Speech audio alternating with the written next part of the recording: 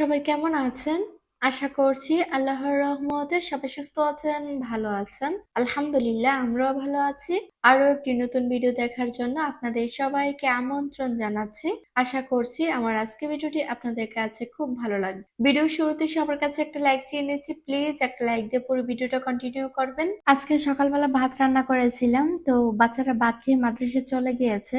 তো আমার ছেলেটাকে ভাত দিয়েছিলাম খেতে, তবে সে নাকি ভাত খাবে না, তো তাই ভাবলাম ওর জন্য হালকা পাতলা নাস্তা করে নিয়ে নিই। আর তার সাথে আমিও একটু নাস্তা করে নিই, কারণ আমারও ভাত খেতে একদম ইচ্ছে করতেছে না। তারপর আর কি মা ছেলের জন্য এখানে নাস্তা নিয়ে নিয়েছে, হচ্ছে 1 কাপ চা, আর হচ্ছে একটা বিস্কিটের প্যাকেট নিয়ে নিয়েছে, আর হচ্ছে কেক নিয়ে নিয়েছি। আর ফ্রিজে রুটি ছিল, তো সেখান থেকে 2টা রুটি হচ্ছে পরোটার মতো করে ভেজে নিয়েছি। তো দেখা যাচ্ছে যে ওই যদি কেক বিস্কিট খেতে না চায়, তাহলে দেখা যাবে ওই পরোটা খাবে, তো তাই হচ্ছে পরোটাও নিয়ে নিয়েছি।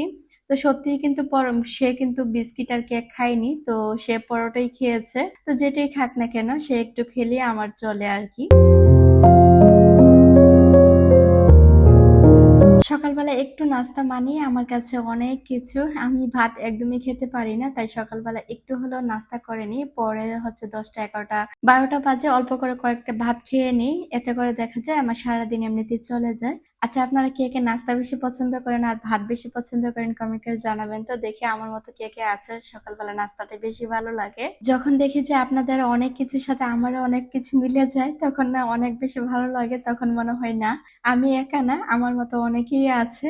তখন নিজের মধ্যে অনেকটাই ভরসা পাই আর কি। তো যাই হোক, এখানে সকালে হালকা পাতলা নাস্তা করে আমি কিন্তু ঘরের কাজে লেগে পড়েছি। আর আজকে না এত পরিমাণ কাজ করবো, এত পরিমাণ কাজ করবো, মানে কাজ কোনটা থেকে কোনটা করতেছি সেটা আমি নিজেও মনে বলতে পারবো না।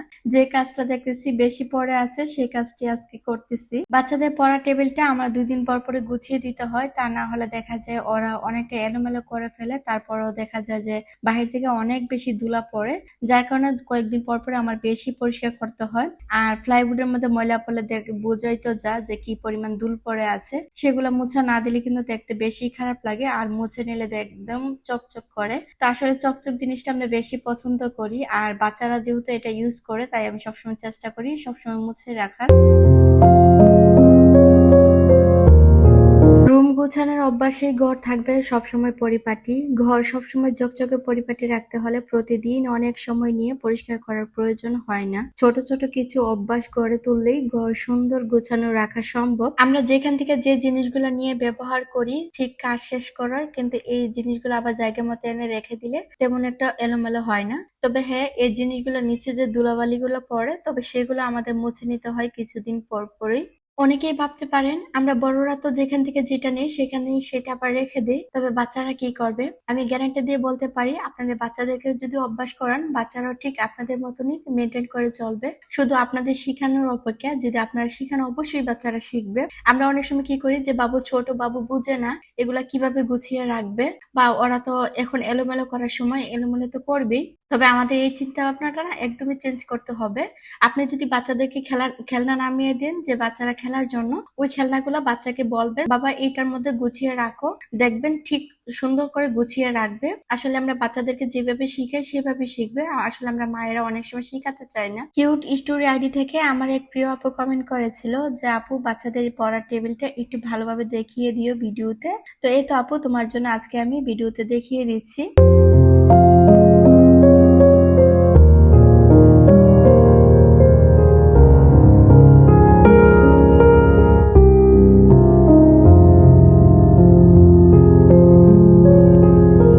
সবকিছু আসলে মন মতো পাওয়া যায় না, কাস্টমাইজ করে বানিয়ে আনলে দেখা যায় যদি একটু মন মতো হয়, তাছাড়া দেখা যায় তেমন একটা ভালো জিনিস পাওয়া যায় না। তবে আমি বাচ্চাদের পড়া টেবিল খুঁজতে গিয়ে দেখলাম যে এই টেবিলটা পাওয়া গিয়েছে, তাই হচ্ছে এটাই নিয়ে নিয়েছি। তো অন্যগুলো তো আসলে সবাই ব্যবহার করা হয়ে গিয়েছে, তো ইউনিক কিছু চাচ্ছিলাম। তবে ইউনিক কিছু আমি বানাতে চেয়েছিলাম, তবে আমার হাতে তেমন একটা সময় ছিল না। বাচ্চারাও খুব তাড়া করছিল, তাই ভাবলাম যে না, তৈরি কিনে নিয়ে যতদিনই ভালো থাকবে।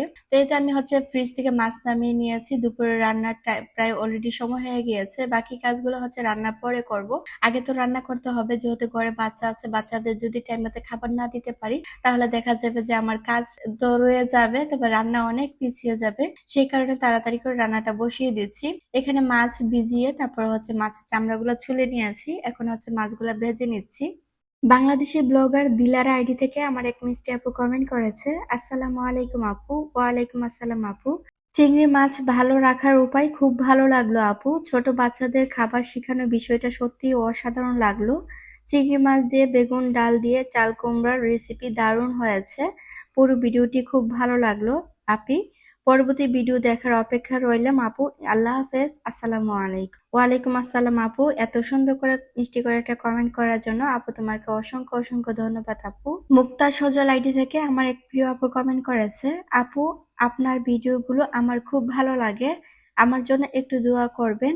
2টা মেয়ে আছে, এবার আল্লাহ যেন আমাকে একটা রাজপুত্র দান করেন। থ্যাংক ইউ সো মাচ আমার মিষ্টি আপু, এত সুন্দর করে মিষ্টি করে একটা কমেন্ট করার জন্য। আপু অবশ্যই দোয়া করি আল্লাহ যেন তোমার মনের আশা পূরণ করে।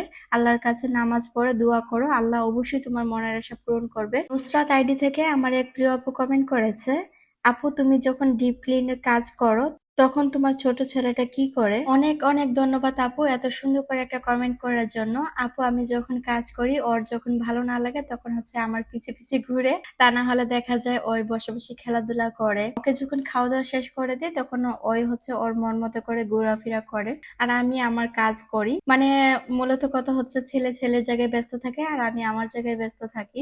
আমার ছেলেকে যদি না বলে আমি কাজ করতে চলে আসি তাহলে দেখা যায় ওই অনেক বেশি অভিমান করে, তারপর কান্নাকাটিও করে। যখন ওকে বলি যে আমি একটু কাজ করে আসি তখন বলে যে ওকে, তখন হচ্ছে কি ওই কান্নাকাটি করে না, ওই ওর মতো করে খেলাধুলা করে। আমার জন্য কয়েকটা জামা বানিয়ে নিয়েছি। এখন তো যে পরিমাণ গরম পড়েছে গরমের কারণে, আর সেই জামাগুলোকে হচ্ছে লেস দিয়ে একটু সুন্দর করে বানিয়ে নিয়েছি। যদি আপনারা দেখতে চান অবশ্যই কমেন্ট করে জানাবেন, আমি পরের ভিডিওতে হচ্ছে সবগুলো ড্রেস আমি আপনাদের সাথে শেয়ার করব।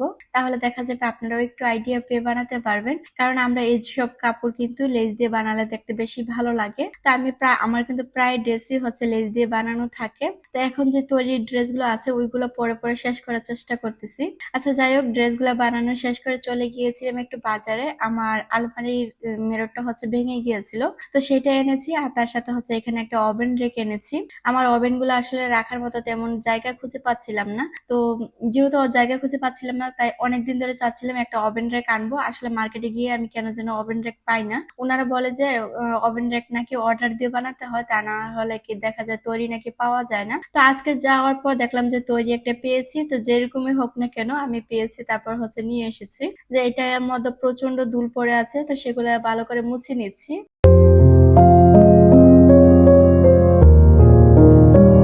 একটা সংসারে নতুন একটা জিনিস কিনা মানে আমরা নারীরা অনেক কিছু পেয়ে যাই, তাই না? কারণ এই একটা জিনিসের কারণে কিন্তু আমার ঘরটা আরো বেশি ফুটিয়ে উঠবে, আর সব প্রয়োজনীয় জিনিস আমার এখানে রাখা যাবে। আসলে এক একটা জিনিসের জন্য এক একটা জিনিস প্রয়োজন। একটা ভিতরে এনেই হচ্ছে আমি ভালো করে মুছে নিয়েছি, মুছে হচ্ছে ওভেন গুলো রেখে দিয়েছি। এখন দেখা যাচ্ছে আমার ওভেন গুলো একটু শান্তি পেয়েছে, কারণ এতদিন নিচে ছিল, আর নিচে থাকার কারণে হচ্ছে আমার ছেলেটা অনেক অত্যাচার করেছে, তো সেই অত্যাচার থেকে মুক্তি পেয়েছে আর কি। যাই হোক, এখানে রাখার পর কিন্তু ওভেন গুলা দেখতেও বেশ ভালো লাগছে, আর আমার ঘরটাকেও অনেক বেশি ফুটিয়ে উঠেছে। ওভেন রেকটা রাখার মতো তেমন কোনো জায়গায় খুঁজে পাচ্ছিলাম না, এটা কোথায় রাখবো বুঝে উঠতে পারতেছি না। তারপর হচ্ছে একটা রুমে দেখলাম যে ফ্রিজের সাথে একটু খালি জায়গা আছে, সেখানেই বসিয়ে দিয়েছি। দেখতে যেমনই লাগুক না কেন জায়গা তো পেয়েছি, সেই জায়গাটাকে বরড করে নিয়েছি। আসলে জিনিসপত্র দিয়ে বেশি গিজিবিজি হয়ে গেলে দেখা যায় দেখতেও ভালো লাগে না, আবার দেখা যায় একদম খালি খালি থাকলেও দেখা যায় যে কোনো জিনিসপত্র নেই, তারপর আবার বেশি ভালো লাগে না। আর এই ওভেন র্যাকটাকে আমি চাইলেও সব জায়গায় বসাতে পারবো না, কারণ যে জায়গার মধ্যে আমার ইলেকট্রিক লাইন আছে সে জায়গায় বসাতে হবে। তাই হচ্ছে ফ্রিজের পাশে বসিয়ে দিয়েছি, যখন কাজ করব ফ্রিজের লাইন খুলে হচ্ছে ওভেনের লাইন লাগিয়ে দিয়ে কাজ করতে পারবো। তো এখানে আর এই জায়গাটাতে কিন্তু আগে একটা শুর ক্যাবিনেট ছিল, তো শুর ক্যাবিনেটটা সরিয়ে হচ্ছে আমি ওভেন ক্যাবিনেটটা দিয়ে দিয়েছি।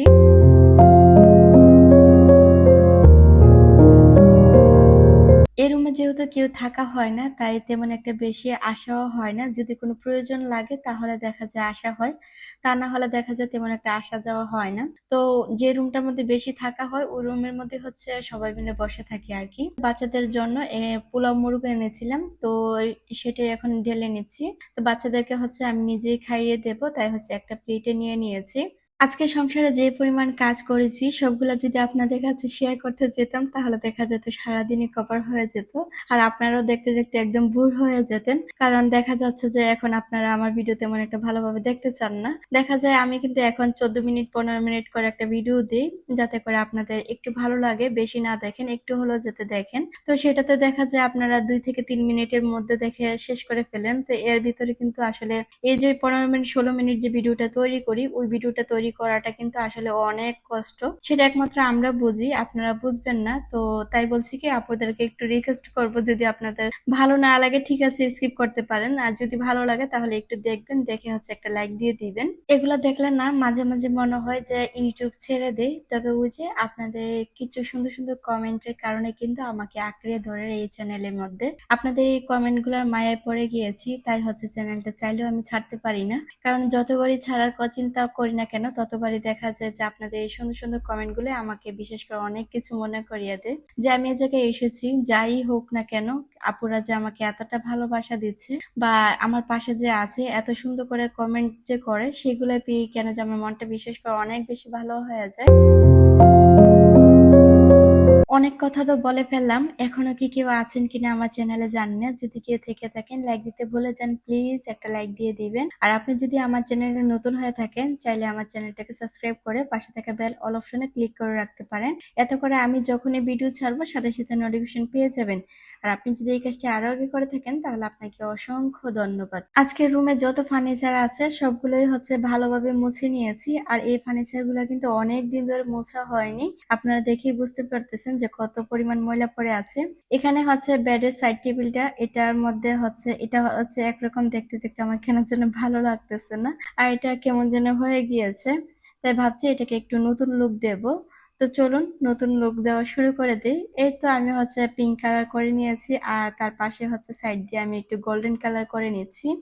আসলে গোল্ডেন কালারটা না এত পাতলা, বুঝতেছি না যে আমার এটার মধ্যে আমি বসাতে পারতেছি না, তাহলে এটা দিয়ে কিভাবে নকশা করে সেটাই বুঝি না। আমি যখন এটা হাতে নিয়েছি তখনই দেখলাম যে অনেক পাতলা, তারপর থেকে হচ্ছে অল্প অল্প করে দিয়ে আমি এটাকে করে নিয়েছি। জানি না পরে কেমন হবে দেখতে, তবে হ্যাঁ এটা করা শেষ করি কিন্তু আপনাদেরকে ফাইনাল লুকটা দেখিয়ে দিচ্ছি।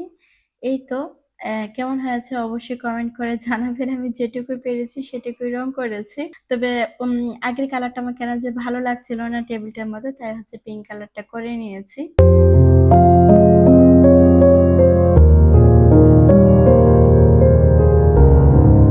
এটা রং করা শেষ করে দেখলাম আরো কিছুটা রং ছিল, তো সেটা হচ্ছে আমি আমার সেলাই মেশিন এর কাঠটার মধ্যে দিয়ে দিয়েছি। কারণ হচ্ছে এটার উপর তো কিছুদিন আগে কাগজ লাগিয়েছিলাম, তো সেটা একদমই নষ্ট হয়ে গিয়েছে, তাই তুলে ফেলেছি। তুলে হচ্ছে আমি এখানে রং করে দিয়েছি। তো এই তো সেলাই মেশিনটাও রং করা কেমন হয়েছে কমেন্ট করে জানাবেন। তো আজকের মতো ভিডিওটা এখানে শেষ করে দিয়ে আবার দেখা হবে নতুন কোনো ভিডিওতে। সবাই ভালো থাকবেন, সুস্থ থাকবেন। আল্লাহ হাফেজ, আসসালামু আলাইকুম।